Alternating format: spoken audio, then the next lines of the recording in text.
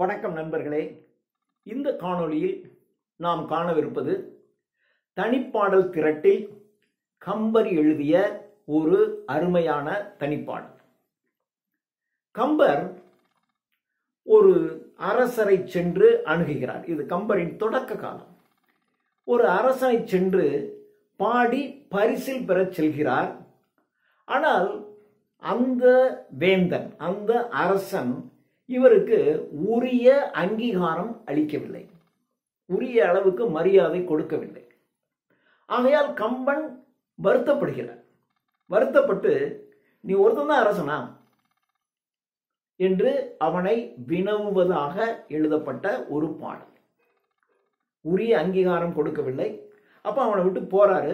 போகும்போது நீ ஒரு ஆள் தானா, வேற ஆள் எங்களுக்கு இல்லையா அப்படி நம்ம சொல்லுவோம்ல. யாராவது நம்மளை கொஞ்சம் அவமரியாதை செய்து விட்டால் நம்ம என்ன சொல்லுவோம்? என்ன நீ ஒருத்தர் தானே, வேற யாரும் எங்களுக்கு இல்லையா, இன்னும் உங்ககிட்ட தான் வந்திருக்க மாதிரி நிற்கிற, எங்க வேணாலும் நான் பார்த்துக்கேன் ஐயா அப்படின்னு நம்ம சொல்லுவோம்ல. அந்த மாதிரி எழுதப்பட்ட ஒரு பாடல். இப்போ நாம இந்த பாடலை கவனிப்போம். மன்னவனும் நீயோ, நீ ஒருத்தன் தான் ராஜாவா, இந்த உலகத்துல வேற யார் ராஜாவே இல்லையா, மன்னவனே இந்த உலகத்துல இல்லையா, மன்னவனும் நீயோ, நீ தான் மன்னனா, வளநாடும் உன்னதோ, உன்னுடைய அரசு மட்டும்தான் வளமையான நாடா. அப்ப இந்த உலகத்துல வளமையான, ஏன்னா வளமையான நாடு உள்ளவனால் தான் பரிசில் கொடுக்க இயலும். அப்போ ஒண்ணு மிகப்பெரிய ஜமீன்தார்கள், அவங்க தான் புரவலர்களாக, என்ன ஏன்னா மிகப்பெரிய சொத்துக்கு சொந்தக்காரர்களாக இருக்கணும், அவங்க தான் கொடுக்க முடியும். அப்படி சொத்து இருக்கணும், வள்ளல் தன்மையும் இருக்கணும். அப்போ அரசர்கள், சிற்றரசர்கள் இந்த மாதிரி இருக்கிறவங்க தான் வள்ளல்கள். வள்ளல் தன்மை இருந்தால் அவர்கள் இந்த தமிழுக்காக இந்த புலவர்களை போற்றி அவர்களுக்கு பரிசில் கொடுப்பார்கள்.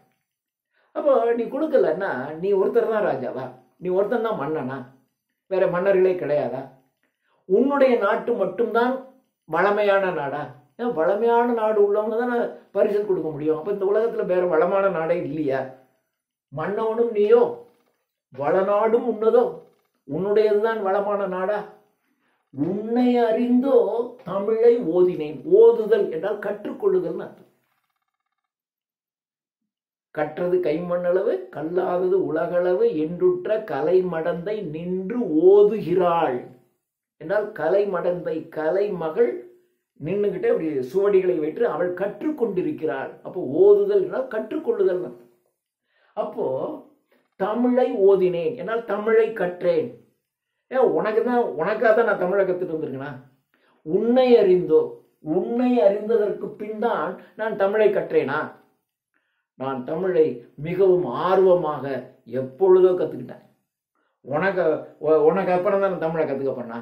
உன்னை அறிந்தோ தமிழை ஓதினேன், உன்னை அறிந்ததற்கு பின்னர் தான் நான் தமிழை கற்றேனா, எப்பொழுதோ கற்றுவிட்டேன். என்னை விரைந்து ஏற்றுக்கொள்ளாத வேந்து, வேந்து என்றால் வேந்தர்கள், என்னை விரைவாக, கம்பர் வருகிறார் என்று சொன்னார், ஓ கம்பர் வருகிறாரா என்று விரைவாக என்னை ஏற்றுக்கொள்ளாத வேந்தர்கள் இந்த உலகத்தில் இருக்காங்களா. கம்பன் ஆடாழ்வார் நான் என்று நான் கம்பன், என்ன பேரை கேட்டாவே விரைந்து ஏற்றுக்கொள்ளாத வேந்தர்கள் இந்த உலகத்தில் இருக்கின்றார்களா. என்னை விரைந்து ஏற்றுக்கொள்ளாத வேந்து, வேந்து என்ன வேந்தர்கள், அரசர்கள் உண்டோ, இருக்காங்களா. உண்டோ குரங்கு ஏற்றுக்கொள்ளாத கொம்பு. ஒரு குரங்கு ஒரு கிளையில் இருந்து ஒரு கிளைக்கு தாவும் போது, ஓ இந்த குரங்கு வருது, அப்ப நம்ம கிளையில இதை ஏற விடக்கூடாது என்று ஏதாவது ஒரு கிளை ஒரு குரங்கை ஏற்றுக்கொள்ளாமல் தள்ளிவிடுமா. அரசன் என்று சொன்னால் கம்பனை ஏற்றுக்கொள்வான். ஒரு கிளை என்று சொன்னால் எந்த கிளையாக இருந்தாலும் அது ஒரு குரங்கை ஏற்றுக்கொள்ளும். அப்போ குரங்கை ஏற்றுக்கொள்ளாத கொம்பு, கொம்பு என்றால் கிளை, கிளை இந்த உலகத்தில் உண்டா. குரங்கை ஏற்றுக்கொள்ளாத கிளைகள் இந்த உலகத்தில் ஏது கிடையாதோ அதே போல இந்த கம்பனை ஏற்றுக்கொள்ளாத வேந்தர்கள் யாருமே இல்லை. நீதான் அரசனா, உன்னுடைய நாடுதான் வளமுடையதா, உன்னை அறிந்ததற்கு பின்னர் தான் நான் தமிழை கற்றுக்கொண்டேனா என்று அந்த அரசனை பார்த்து வினவுவதாக, கம்பர் வினவுவதாக இந்த செய்யுளை அமைத்திருக்கிறார். நன்றி.